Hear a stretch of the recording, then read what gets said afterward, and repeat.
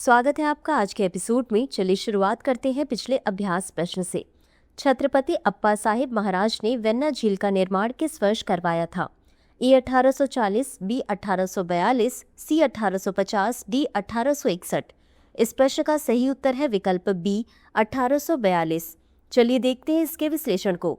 वेन्ना झील का निर्माण वर्ष 1842 में सतारा के छत्रपति अप्पा साहिब महाराज ने करवाया था। यह एक मानव निर्मित झील है जिसका निर्माण पास के शहर के लिए नियमित जलापूर्ति सुनिश्चित करने के लिए किया गया है, अतः विकल्प बी सही है। तो चलिए शुरुआत करते हैं आज के एपिसोड की पहले प्रश्न से। अलग समिति, लकड़ावाला समिति, तेंदुलकर समिति और रंगराजन समिति को प्रायः जन समाचारों में किस संदर्भ में देखा जाता है? ए पर्यावरण सुधार, बी शिक्षा नीतियां, सी कृषि सुधार, डी निर्धनता का मापन। इस प्रश्न का सही उत्तर है विकल्प डी निर्धनता का मापन। चलिए देखते हैं इसके विश्लेषण को। अलग समिति, लकड़ावाला समिति, तेंदुलकर समिति और रंगराजन समिति देश में निर्धनता की मापन पद्धति की समीक्षा और सुधार हेतु भारत सरकार द्वारा गठित विशेषज्ञ पैनल है। प्रत्येक समिति ने भारतीय जनसंख्या के बदलते उपभोग पैटर्न, आवश्यकताओं और जीवन स्तर को बेहतर रूप से प्रतिबिंबित करने के लिए नए मानदंड और दृष्टिकोण प्रस्तुत किए। अलग समिति 1979 न्यूनतम कैलोरी सेवन और संबंधित व्यय के आधार पर भारत में पहली आधिकारिक निर्धनता रेखा को परिभाषित किया गया। लकड़ावाला समिति 1993 उपभोक्ता मूल्य सूचकांकों के स्थान पर कैलोरी मानदंडों और उपभोग पैटर्न पर आधारित निर्धनता अनुमान की अद्यतित विधि प्रस्तुत की गई। तेंदुलकर समिति 2009 स्वास्थ्य और शिक्षा व्यय भी शामिल करते हुए समग्र उपभोग पर आधारित निर्धनता मापन की अनुशंसा की गई। रंगराजन समिति 2014 भोजन, स्वास्थ्य, शिक्षा और मूल सुविधाओं पर विचार करते हुए एक उच्चतर बहुआयामी निर्धनता रेखा का प्रस्ताव किया गया, अतः विकल्प डी सही है। अगला प्रश्न है, निम्नलिखित कथनों पर विचार कीजिए। 1. सकल घरेलू उत्पाद एक विशिष्ट अवधि में किसी देश में उत्पादित उन सभी अंतिम वस्तुओं और सेवाओं के कुल मौद्रिक मूल्य का मापन है जिनका अंतिम उपयोगकर्ता द्वारा क्रय किया जाता है। 2. किसी क्षेत्र का सकल मूल्य वर्धित उत्पादन के मूल्य में से मध्यवर्ती इनपुट को घटाने के बाद प्राप्त राशि है तथा मूल्यवर्धन को श्रम और पूंजी के बीच वितरित किया जाता है। 3. यदि सरकार द्वारा अर्जित कर उसके द्वारा प्रदत्त सब्सिडी से अधिक है तो सकल घरेलू उत्पाद जीवीए से अधिक होगी। उपर्युक्त कथनों में से कितने सही हैं? ए केवल 1, बी केवल 2, सी सभी 3, डी कोई नहीं। इस प्रश्न का सही उत्तर है विकल्प सी सभी 3। चलिए देखते हैं इसके विश्लेषण को। सकल घरेलू उत्पाद के अंतर्गत किसी देश में एक निश्चित अवधि में उत्पादित उन सभी अंतिम वस्तुओं और सेवाओं के कुल मौद्रिक मूल्य का मापन किया जाता है जिनका अंतिम उपयोगकर्ता द्वारा क्रय किया जाता है, अतः कथन 1 सही है। किसी क्षेत्र का सकल मूल्य वर्धित उत्पादन के मूल्य में से उसके मध्यवर्ती इनपुट को घटाने पर प्राप्त होने वाला मान है जिसमें मूल्यवर्धन को श्रम और पूंजी के बीच वितरित किया जाता है, अतः कथन 2 सही है। यदि सरकारी कर उसके द्वारा प्रदान की जाने वाली सब्सिडी से अधिक है तो जीडीपी जीवीए से अधिक होगी, अतः कथन 3 सही है। अगला प्रश्न है, लार्ज लैंग्वेज मॉडल के संबंध में निम्नलिखित कथनों पर विचार कीजिए। 1. जीपीटी और बीईआरटी जैसे बड़े सामान्य प्रयोजन वाले एलएलएम एआई सिस्टम है जिन्हें विभिन्न प्रकार के कार्यों को करने के लिए डिजाइन किया गया है जिसमें टेक्स्ट वर्गीकरण, प्रश्न उत्तर और टेक्स्ट निर्माण शामिल हैं। 2. भारत जन एआई संचालित सार्वजनिक सेवाओं के लिए विश्व की पहली सरकार द्वारा वित्त पोषित मल्टी मॉडल एलएलएम पहल है। उपर्युक्त में से कौन सा या कौन से कथन सही नहीं है? ए केवल 1, बी केवल 2, सी 1 और 2 दोनों, डी न तो 1 और न ही 2।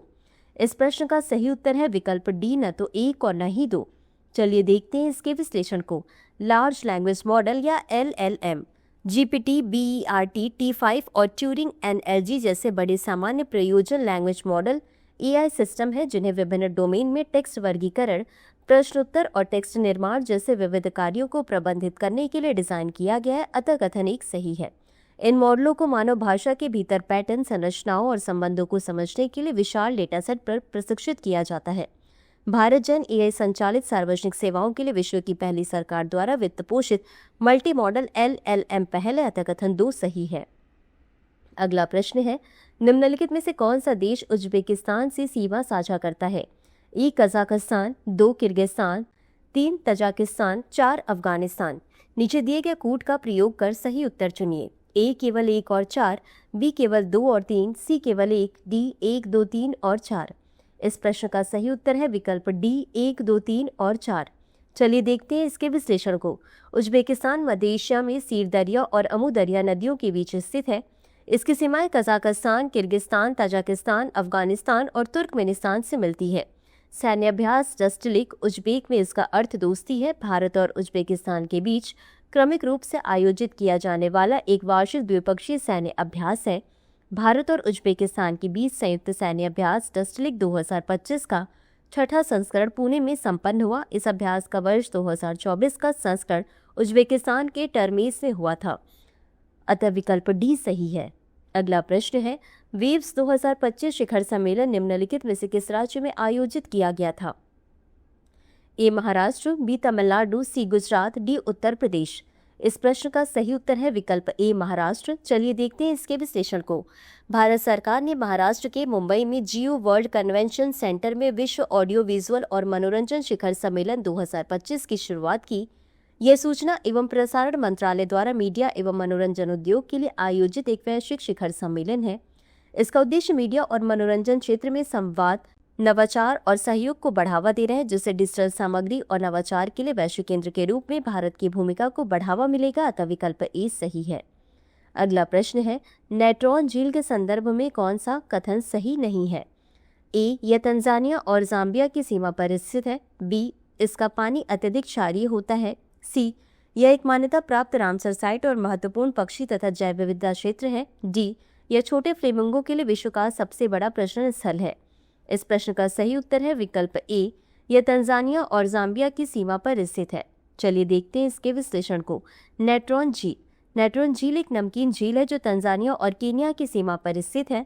यह रिफ्ट वैली की पूर्वी शाखा का हिस्सा है। झील में आने वाला पानी पास के माउंट ओल डोइन्यो लेंगाई के ज्वालामुखी पदार्थों से होकर जाता है, इससे झील का पानी अत्यधिक क्षारीय होता है।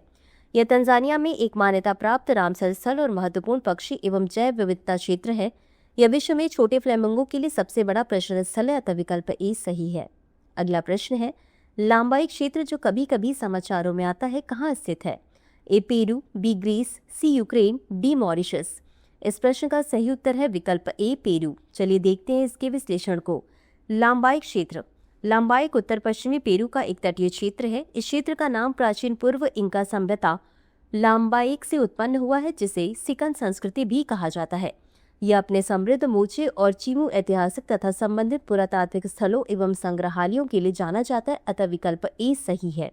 अगला प्रश्न है, मई 2025 में वियतनाम में आयोजित संयुक्त राष्ट्र वेसाक दिवस समारोह में प्रदर्शित होने वाले बुद्ध अवशेष किस स्थान से संबंधित है? ए बोध गया, बी लुम्बिनी, सी सारनाथ, डी कुशीनगर। इस प्रश्न का सही उत्तर है विकल्प सी सारनाथ। चलिए देखते हैं इसके विश्लेषण को। उत्तर प्रदेश के सारनाथ स्थित पवित्र बुद्ध अवशेषों को मई 2025 में वियतनाम में आयोजित संयुक्त राष्ट्र वेसाक दिवस समारोह के अवसर पर प्रदर्शित किया जाएगा। ये अवशेष उत्तर प्रदेश के सारनाथ स्थित मूलगंध कुटी विहार से संबंधित हैं, जहां महात्मा बुद्ध के पवित्र अवशेष रखे गए हैं। अवशेषों की खुदाई 1927 से 1931 के दौरान नागार्जुन कोंडा में एच लॉन्गहर्स्ट द्वारा की गई थी। इन अवशेषों को 27 दिसंबर 1932 को राय बहादुर दयाराम साहनी ने भारत की वायसराय की ओर से महाबोधि सोसाइटी को सौंपा था, अतः विकल्प सी सही है। अगला प्रश्न है, हाल ही में किस राज्य ने पहली बार एआई आधारित real time forest alert system को लागू किया है? ए मध्य प्रदेश, बी छत्तीसगढ़, सी झारखंड, डी ओडिशा। इस प्रश्न का सही उत्तर है विकल्प ए मध्य प्रदेश। चलिए देखते हैं इसके विश्लेषण को। मध्य प्रदेश पहला राज्य बन गया है जिसने एआई आधारित real time forest alert system को लागू किया है। यह प्रणाली वन अतिक्रमण, भूमि उपयोग परिवर्तन और वन शरण की समय पर पहचान कर सक्रिय वन प्रबंधन को संभव बनाएगी। यह Google Earth engine AI model और मल्टी टेम्पोरल सैटेलाइट डेटा पर आधारित है। मध्य प्रदेश ने यह तकनीक संवेदनशील वन प्रभागों जैसे शिवपुरी, गुना, विदिशा, बुरहानपुर और खंडवा जिलों में पायलट आधार पर लागू की है। भविष्य में इसे राज्य स्तर पर विस्तार देने की योजना है। अंत में देख लेते हैं आज के अभ्यास प्रश्न को। निम्नलिखित में से किस वर्ष भारतीय राष्ट्रीय राजमार्ग प्राधिकरण की स्थापना की गई थी? ए 1980, बी 1984, सी 1988, डी 1992। इस प्रश्न का उत्तर कमेंट बॉक्स में जरूर दें। आज के लिए बस इतना ही। धन्यवाद। डियर व्यूअर्स, अपने एग्जाम की तैयारी को और बेहतर करने के लिए हमारे चैनल को लाइक, शेयर और सब्सक्राइब करना न भूलें।